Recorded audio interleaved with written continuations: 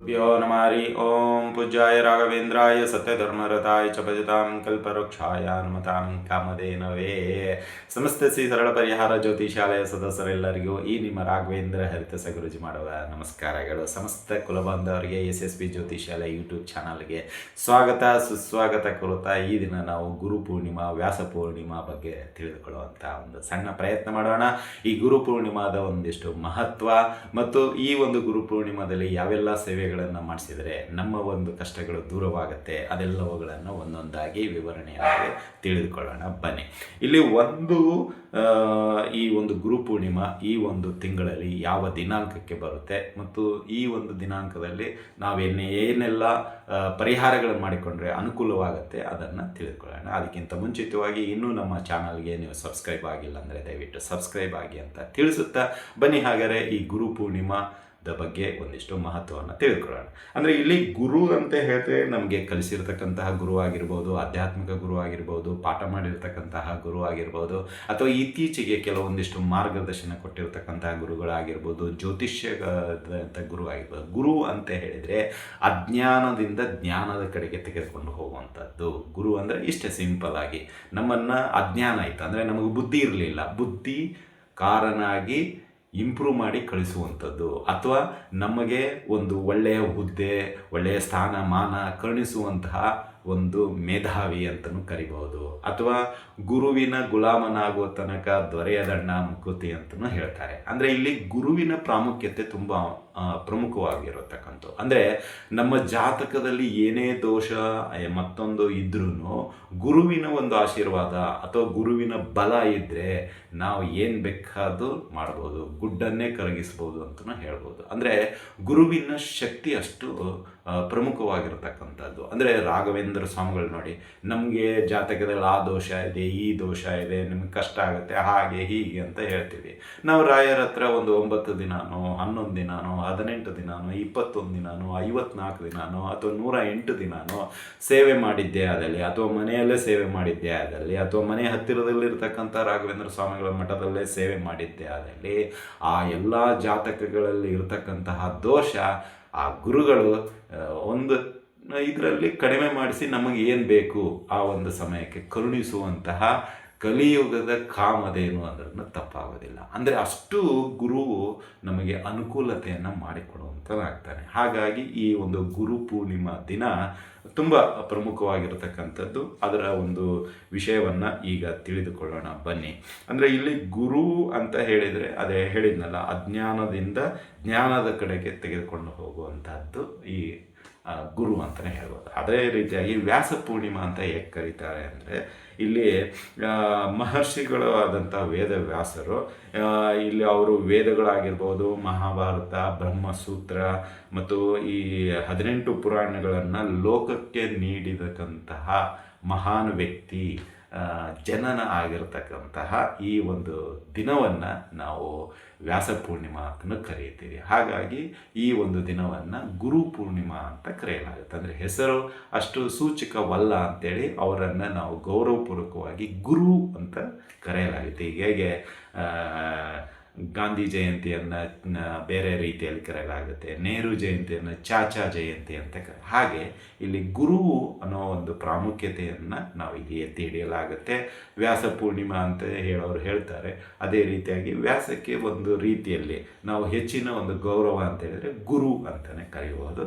ಹಾಗಾಗಿ ಗುರು ಪೂರ್ಣಿಮಾ ಅಂತಲೇ ಕರೆಯಲಾಗುತ್ತೆ. ಅಂದರೆ ನಮಗೆ ಪುರಾಣಗಳು ಗ್ರಂಥಗಳನ್ನು ಕರುಣಿಸಿರ್ತಕ್ಕಂತಹ ಮಹಾನ್ ಗುರುವಿನ ಒಂದು ಪುಣ್ಯ ಏನಂತೀರ ದಿನ ಆಗಿರತಕ್ಕಂಥದ್ದು. ಹಾಗಾಗಿ ಈ ದಿನವನ್ನು ಗುರು ಪೂರ್ಣಿಮಾ ಅಂತ ಕರೆಯಲಾಗುತ್ತೆ.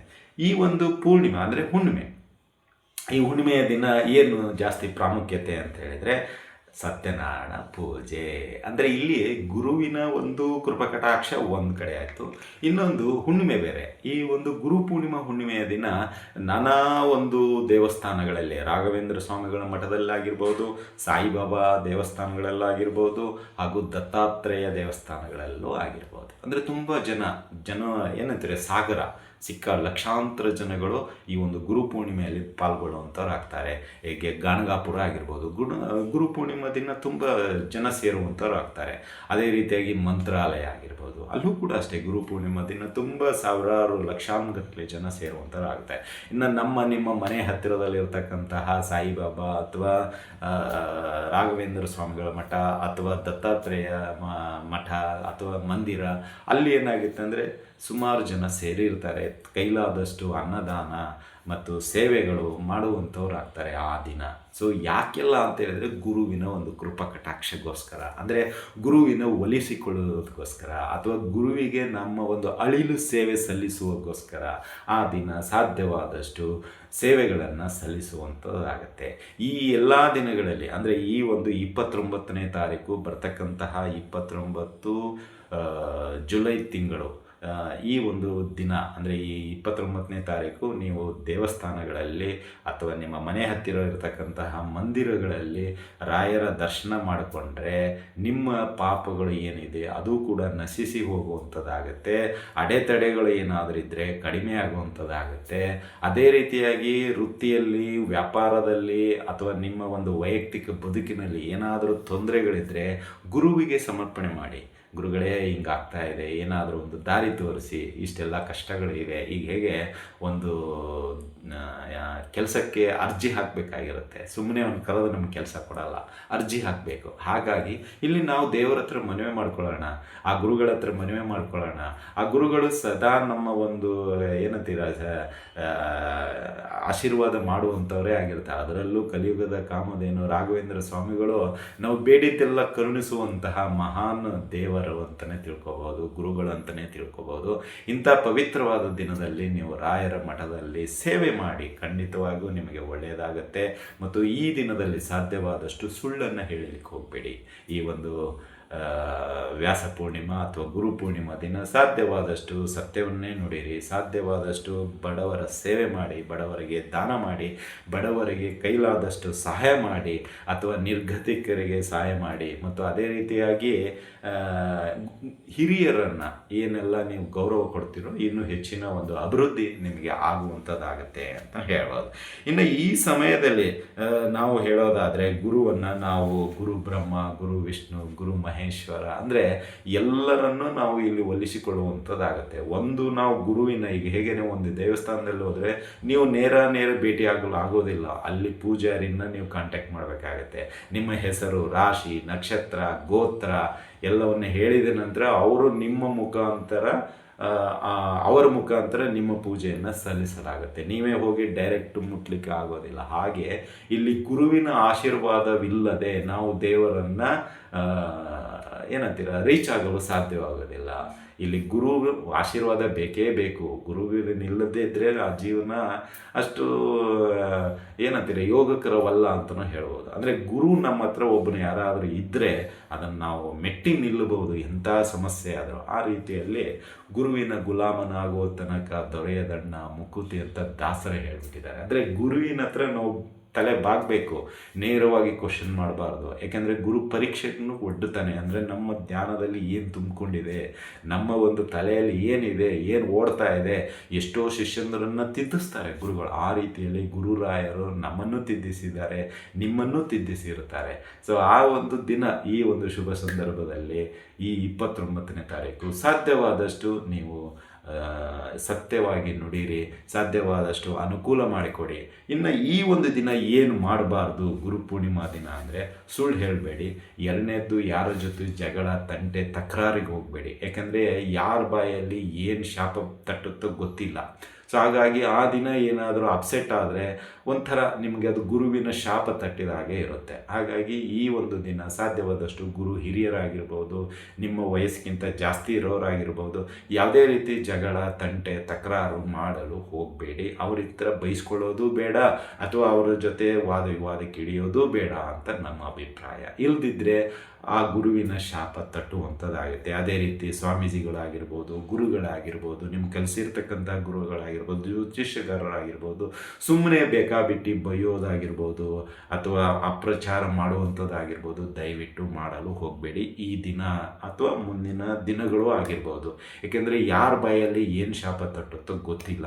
ಅದು ನಮಗೆ ಈಗ ತಟ್ತಾ ಇದ್ದರೂ ನಮ್ಮ ಒಂದು ಕೆಟ್ಟ ಕಾಲದಲ್ಲಿ ಅದು ಒಳ್ಳೆ ಬ್ಯಾಟಿಂಗ್ ಬಾರಿಸುವಂಥದ್ದಾಗುತ್ತೆ. ಹಾಗಾಗಿ ಸ್ವಲ್ಪ ಈ ಒಂದು ದಿನ ಸಾಧ್ಯವಾದಷ್ಟು ಏನಂತೀರ ಸಜ್ಜನ ರೀತಿಯಲ್ಲಿ ಇರಲು ಪ್ರಯತ್ನ ಮಾಡಿದರೆ ತುಂಬ ಉತ್ತಮ ಅಂತಲೇ ಹೇಳ್ಬೋದು. ಇನ್ನು ಅದೇ ರೀತಿಯಲ್ಲಿ ಈ ಒಂದು ದಿನ ಸಾಧ್ಯವಾದಷ್ಟು ನೀವು ನಿಮ್ಮ ಕೆಲಸ ಕಾರ್ಯಗಳನ್ನು ಚಾಚು ತಪ್ಪದೆ ಆ ದಿನವನ್ನೇ ಮುಗಿಸಲು ಪ್ರಯತ್ನ ಮಾಡಿ. ಅಂದರೆ ಆ ಹಿಡಿದ ಕೆಲಸ ಮುಗಿಯೋವರೆಗೂ ನೀವೆಲ್ಲೂ ವಿಶ್ರಮಿಸಲಿಕ್ಕೂ ಹೋಗಬೇಡಿ. ಸಾಧ್ಯವಾದಷ್ಟು ಬೇಗ ಕೆಲಸ ಮಾಡಿ ನಿಮ್ಮ ಮನೆಗೆ ಹೋಗೋದು ತುಂಬ ಉತ್ತಮ. ಅಂದರೆ ಹಿಡಿದ ಕೆಲಸವನ್ನು ಅರ್ಧಕ್ಕೆ ಬಿಡಬೇಡಿ. ಏಕೆಂದರೆ ಆ ದಿನ ಉತ್ತಮವಾದಂಥ ದಿನ, ಪವಿತ್ರವಾದಂಥ ದಿನ.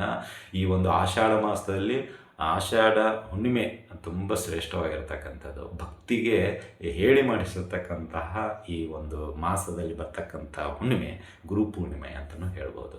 ಈ ಒಂದು ದಿನದಲ್ಲಿ ನಾವು ಭಕ್ತಿಯಿಂದ ಆ ದಿನ ನೀವು ದೇವಸ್ಥಾನಗಳಲ್ಲಿ ಅಮ್ಮನವರ ದೇವಸ್ಥಾನ, ಶ್ರೀನಿವಾಸ ದೇವಸ್ಥಾನ, ಗಣಪತಿ ದೇವಸ್ಥಾನ, ರಾಯರ ದೇವಸ್ಥಾನ, ದತ್ತಾತ್ರೇಯ ಸ್ವಾಮಿಯ ದೇವಸ್ಥಾನ ಎಲ್ಲಿ ಹೋಗ್ತಿರೋ ಅಲ್ಲಿ ಎಲ್ಲ ದೇವರ ಒಂದು ಕೃಪಾಕಟಾಕ್ಷ ನಿಮಗೆ ಸಿಗುವಂಥದ್ದಾಗುತ್ತೆ. ದಕ್ಷಿಣ ಭಾರತದಲ್ಲಂತೂ ಈ ಒಂದು ಗುರುಪೂರ್ಣಿಮಾ ದಿನ ಎಲ್ಲ ದೇವಸ್ಥಾನಗಳಲ್ಲಿ ವಿಶೇಷವಾದ ಅಲಂಕಾರಗಳು ಕೂಡ ಇರುವಂಥದ್ದಾಗಿರುತ್ತೆ ಅಂತಲೇ ಹೇಳ್ಬೋದು.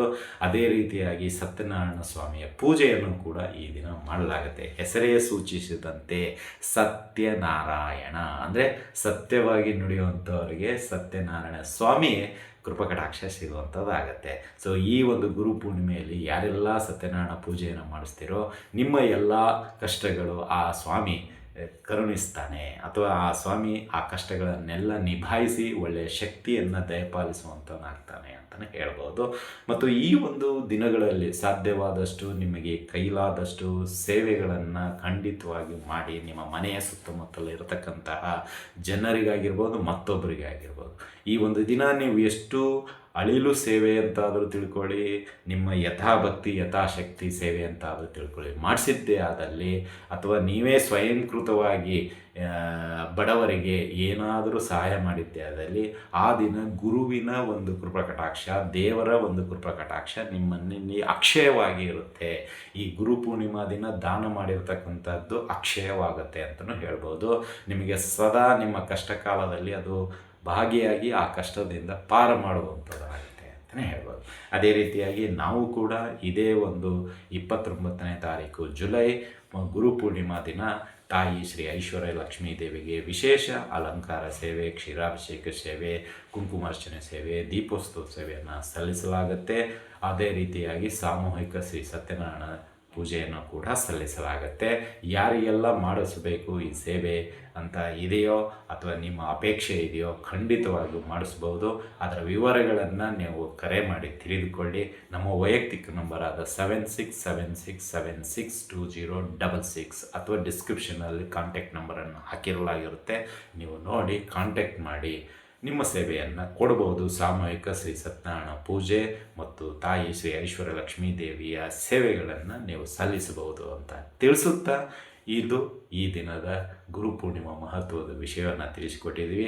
ಈ ಒಂದು ವಿಡಿಯೋ ನಿಮಗೆ ಇಷ್ಟ ಆಗಿದ್ದರೆ ಲೈಕ್ ಮಾಡಿ, ಜಾಸ್ತಿ ಇಷ್ಟ ಆಗಿದ್ದರೆ ಶೇರ್ ಮಾಡಿ, ಹಾಗೂ ನಮ್ಮ SSP ಜ್ಯೋತಿಷ್ಯ ಯೂಟ್ಯೂಬ್ ಚಾನಲನ್ನು ಸಬ್ಸ್ಕ್ರೈಬ್ ಮಾಡ್ಕೊಳ್ಳಿ ಅಂತ ತಿಳಿಸುತ್ತಾ ಇಲ್ಲಿಗೆ ವಿಷಯ ಮುಗಿಸ್ತಾ ಇದ್ದೀವಿ. ಮತ್ತೆ ಮುಂದಿನ ವಿಷಯದೊಂದಿಗೆ ಭೇಟಿಯಾಗೋಣ. ಅಲ್ಲಿವರೆಗೂ ಶುಭಮಸ್ತು, ಶುಭಂ ಭೂಯಾತ್, ಸರ್ವೇ ಜನಃ ಸುಖಿನೋ ಭವಂತು.